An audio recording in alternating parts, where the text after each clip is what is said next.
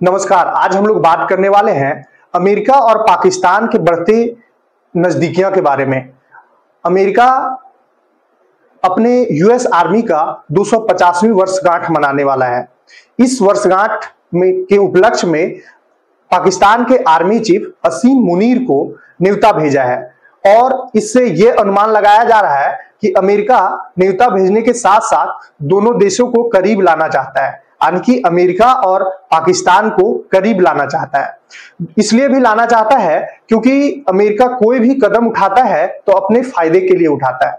पाकिस्तान में दुर्लभ खनिज का भंडार है, तो उस खनिज के भंडार पे अमेरिका का नजर है। पाकिस्तान में टेक्नोलॉजी का अभाव और पूंजी का अभाव की वजह से अमेरिका इस पे नजर गड़ाए हुए है और आने वाला समय में टेक्नोलॉजी देगा, पूंजी देगा और उस खनिज का यूज करेगा। दूसरा एक और कारण है कि चीन और पाकिस्तान का नजदीकी काफी देखा जाता है और ये रास अमेरिका को नहीं आ रहा है क्योंकि अमेरिका और चीन का रिश्ता काफी खराब है। जब से प्रेसिडेंट ट्रंप बने हैं तब से और भी खराब है, चाहे वो टैरिफ का मामला हो चाहे वो व्यापार का मामला हो। चीन के साथ में दोनों का दूरियां देखा जा रहा है और पाकिस्तान और चीन के बीच में गठजोड़ देखा जा रहा है। इसी गठजोड़ को तोड़ने के लिए अमेरिका ने पाकिस्तान को अपना न्योता भेजा और वहां के फील्ड मार्शल या यूं कह लीजिए कि वहां के आर्मी चीफ को बुला लिया है। अब एक कहानी और समझ लीजिए कि असीम मुनीर जो फील्ड मार्शल बने हैं वो इंडिया पाकिस्तान में अभी जो वार हुआ था पहलगाम हमला के बाद, उसमें उनको प्रमोशन मिला है और फील्ड मार्शल बनाया गया है। पाकिस्तान के इतिहास में असीम मुनीर दूसरे फील्ड मार्शल हैं। पहले अयूब खान थे जो डिक्टेटर कहे जाते थे पाकिस्तान के, किस तरह से वो आर्मी चीफ बने, फिर वहां अपने आप को प्रेसिडेंट बनाए, फिर फील्ड मार्शल घोषित कर लिए, डिक्टेटर की तरह रूल किए, फिर उनको कैसे अरेस्ट किया गया। ये एक लंबा कहानी है अयूब खान के बारे में। लेकिन अयूब खान के बाद अगर कोई दूसरा फील्ड मार्शल बना है तो वो असीम मुनीर बने हैं और असीम मुनीर को पाकिस्तान जो है वो फील्ड मार्शल के तौर पे देख रहा है। अब आगे क्या होगा पाकिस्तान के साथ में वो तो देखने वाला चीज है, लेकिन अमेरिका और पाकिस्तान के बढ़ती नजदीकियां ये दर्शाता है कि अमेरिका किसी का सगा नहीं है। हाल ही में इंडिया और पाकिस्तान में वार होता है और ये वार इसलिए होता है क्योंकि पाकिस्तान के द्वारा पाले गए आतंकवादी आते हैं और सीमा पार करके निहत्थे 25 लोगों का जान ले लेते हैं। निहत्थे वे लोग थे जो जम्मू कश्मीर में वहां के इकोनॉमी को बढ़ाने गए थे, यानी कि टूरिस्ट थे, वहां घूमने गए थे और वो उन टूरिस्ट पे हमला करके और धर्म के नाम पर हमला करके पाकिस्तान ये कट्टरता को फैलाया है। और हिंदुस्तान ने इस बात को पूरे विश्व के सामने रखा कि किस तरह से हम आतंकवाद के खिलाफ लड़ रहे हैं और आप भी आइए आतंकवाद से लड़िए, क्योंकि आतंकवाद किसी का सगा नहीं है। ये बार बार हिंदुस्तान ने दोहराया है, भारत ने ये बार बार पूरे विश्व को कहा है कि आतंकवाद किसी का सगा नहीं हो सकता। आतंकवाद से सभी देश एक ना एक दिन ग्रसित होंगे और हुए भी हैं।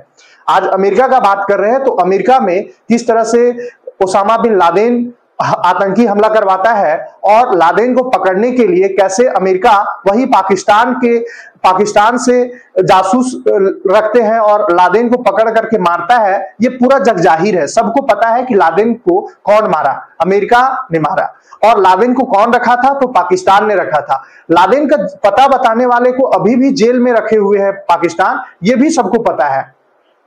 पाकिस्तान में कितने आतंकवादी संगठन हैं और कितने आतंकवादी संगठन को यूएन ने बैन करके रखा है, यह भी सभी को पता है। फिर भी पाकिस्तान को बुला करके अपने परेड में शामिल करवाना और रिश्ता मजबूत करना, यह दोहरा चरित्र को दिखाता है।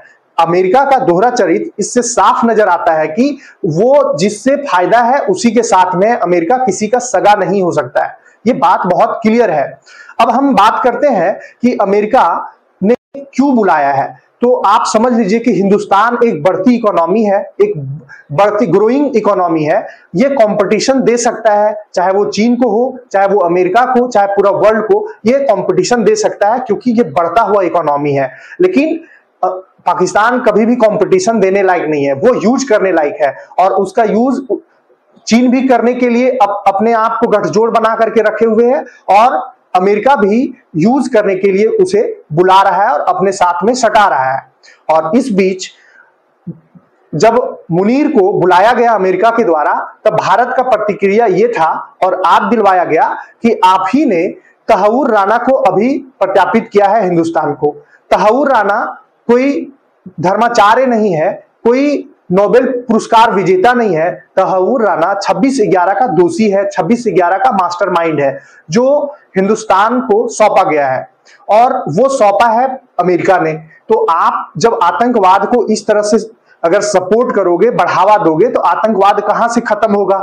दूसरी बात यह भी बोला गया कि अमेरिका का जो टेररिस्ट हमले में, आतंकवादी हमले में जो दोषी था ओसामा बिन लादेन, उसको मिलिट्री बेस में कौन रखे हुए थे, तो पाकिस्तान रखा हुआ था। उसका पता बताने वाले को अभी भी जेल में रखे हुए है पाकिस्तान। इस पे कोई डिस्कशन नहीं होता है, इस पे कोई प्रतिक्रिया नहीं देता है और आप अपना फायदा के लिए, व्यापार बढ़ाने के लिए आप आतंकवाद के साथ खड़े होते हैं और बढ़ावा देते हैं। ये कहां तक सही है और इससे जग जाहिर होता है और इंडिया को भी समझना चाहिए कि किसी भी हाल में अमेरिका इंडिया का नहीं हो सकता, क्योंकि इंडिया कॉम्पिटिटर है अमेरिका का। इंडिया ग्रोइंग कंट्री है और बहुत तेजी से विकास कर रहा है, जिस वजह से वो कभी भी हिंदुस्तान का नहीं हो सकता है। धन्यवाद।